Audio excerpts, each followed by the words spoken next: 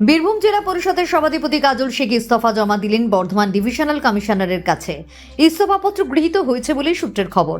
আগামী 5 দিনের মধ্যে জেলা পরিষদের এক্সিকিউটিভ অফিসারকে সমস্ত দায়িত্বভার বুঝিয়ে দেওয়ার নির্দেশ।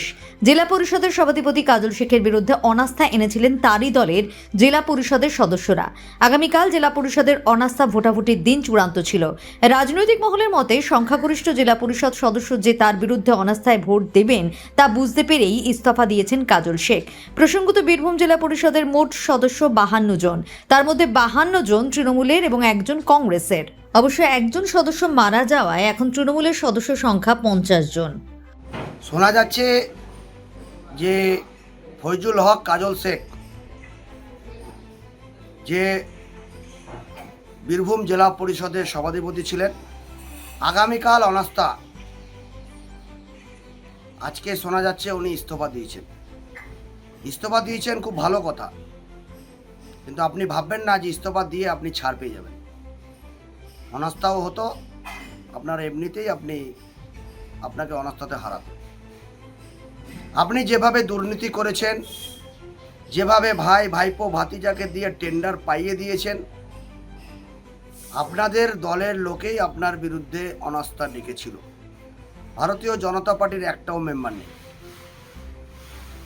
তো আপনি যে দল থেকে উঠে এসেছেন, যে দল করতেন, সেই দলের লোকরাই, মেম্বাররাই আপনার বিরুদ্ধে অনাস্থা। তো আপনি ইস্তফা দিয়েছেন, যেটুকু আমরা জানতে পারলাম। নিশ্চিত থাকুন, আগামী দিনে ইস্তফা দিয়েও আপনি ছাড় পাবেন না। আপনার সমস্ত দুর্নীতি অডিটের অবজারভেশনে এসেছে। ভয় বীরভূমের মানুষের আউট হয়ে গেছে, ভরসা ইন হয়েছে।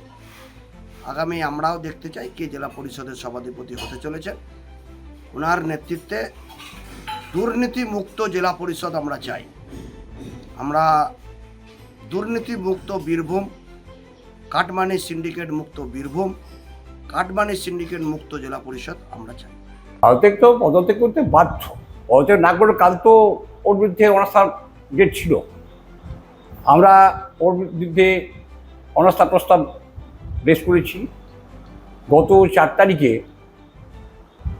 আমরা 1/3 মানে 19 জন সদস্যের স্বাক্ষর করে ডিভিশনাল কমিশনার বর্তমান, যার অফিস চুচুড়া, সেখানে আমরা দিয়ে এসেছিলাম এবং জেলা পরিষদেও মানে কাজল শেখের বিরুদ্ধে মানে অনাস্থা প্রস্তাব পেশ করা হয়েছিল গত 4 তারিখে। কারণ সেটা হচ্ছে যে প্রথমত জেলা পরিষদ যেদিন থেকে গঠন হয়েছে সেদিন থেকে কাজল শেখের যে আচরণ, সে আচরণ অত্যন্ত জঘন্য। কাজল শেখ জেলা পরিষদটাকে হজবিষে পরিণত করেছিল। কাজল শেখ মেম্বারদেরকে কোনো মর্যাদাই দিত না, জেলা পরিষদ মেম্বারদেরকে।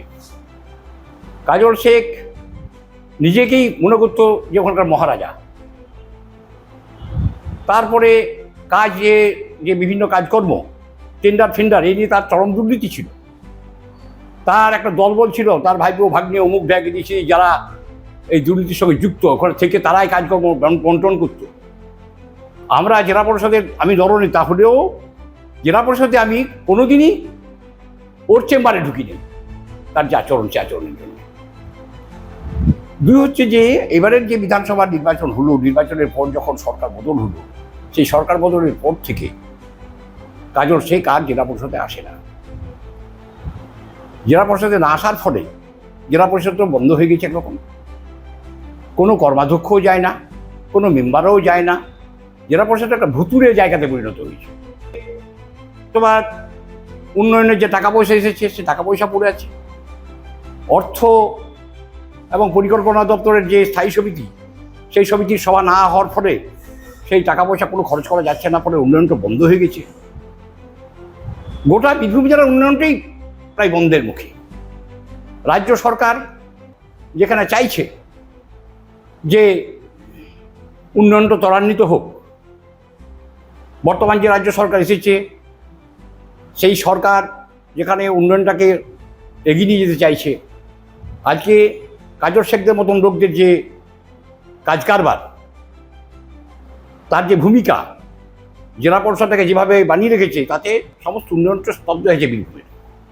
অতএব সেই বীরভূমের উন্নয়নকে যেন ত্বরান্বিত করা যায়, বীরভূমের উন্নয়নটাকে যেন আবার ঠিক করা যায়, জেলা পরিষদের সদস্যরা যেন উপযুক্ত মর্যাদা পায়, জেলা পরিষদের সদস্যরা যেন আবার জেলা পরিষদ যেন সচল হয়, সক্রিয় হয় এবং সমস্ত কাজগুলি যেন হয়, তার জন্যে আমরা অনাস্থাটা পেশ করেছি। 21 তারিখে আগামীকাল তার অনাস্থার পক্ষে বিপক্ষে মিটিং ছিল। আমি শুনলাম যে গতকাল নাকি সে করেছে, রিজাইন করেছে।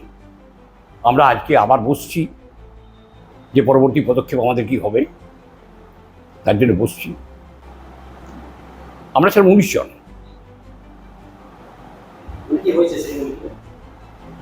মিটিংয়ে যেটা হয়েছে সেটা হচ্ছে অনাস্থার ব্যাপারে যাতে সবাই মিলে হাজির হই, সেটা আর অন্য কিছু না। হ্যাঁ, মেসেঞ্জরি। হ্যাঁ, এই ব্যাপারে আমি কিছু বলবো না। খুব খুশি, তার কারণ যেটা সেটা হচ্ছে যে কাজল শেখের অনাস্থাতে মানে ও রিজাইন না করার কোনো উপায় ছিল না। কাজল শেখের পক্ষেরও যে লোকরা ছিল 2-4 জন, তারাও কাজল শেখের বিপক্ষে চলে গেছে। মানে যেখানে 50 মানে এখন তৃণমূলের সদস্য সংখ্যা হচ্ছে 50 জন, 51 জন ছিল, তার মধ্যে একজন মারা গেছে, আর কংগ্রেসের একজন, মোট 52 জন সদস্য, প্রায় 47 জন সদস্য আমাদের সঙ্গে এখন। সভাধিপতি সেটা এখন সরকার হচ্ছে বিজেপির, সরকারটা বিজেপি চালাবে, সরকারটা বিজেপির আছে। তারা যাকে চাইবে আমরা তাকেই সমর্থন করব, তারা যাকে চাইবে। তার ফাইল আমার কাছে নেই, কিন্তু তার তো অডিট হচ্ছে, অডিটে অনেক কিছু শুনতে পাচ্ছি যে প্রচুর দুর্নীতি আছে। নিশ্চয়ই শাস্তি, যদি অন্যায় করে থাকে তার শাস্তি হোক, তাই চাইবো।